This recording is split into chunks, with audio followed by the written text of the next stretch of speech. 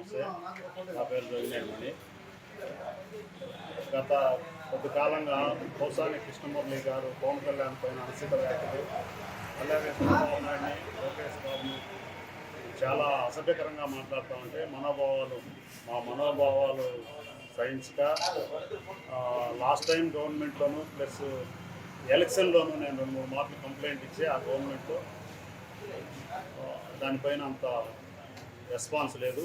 ఈసారి రాష్ట్ర స్థాయి లీడర్లకు అందరికీ, రాష్ట్ర స్థాయి ఆఫీసర్లకు అందరికీ పెడుతూ అతను మాట్లాడిన అసభ్యకరమైన మాటలు, అతని మాట తీరు జీర్ణించుకోలేక 10 సంవత్సరాలుగా మేము దేవుడుగా భావించే పవన్ కళ్యాణ్ గారిని అతను మాట్లాడే తల్లిని, బిడ్డలను, భార్యలను విమర్శిస్తూ ఉంటే మా మనోభావాలు పూర్తిగా దెబ్బతిని మనసులో కలత చెంది మేము మాట్లాడేదానికి మా నాయకుడి యొక్క సనాతన ధర్మం, దైవభక్తి కలిగినటువంటి మా నాయకుడు పార్టీలో ఉండి మేము అసభ్యకరమైన మాటలు అతను మాట్లాడలేక పోలీస్ కంప్లైంట్ ఇవ్వడం జరిగింది. గత 2-3 నెలలుగా కంప్లైంట్ ఇస్తూనే ఉందా.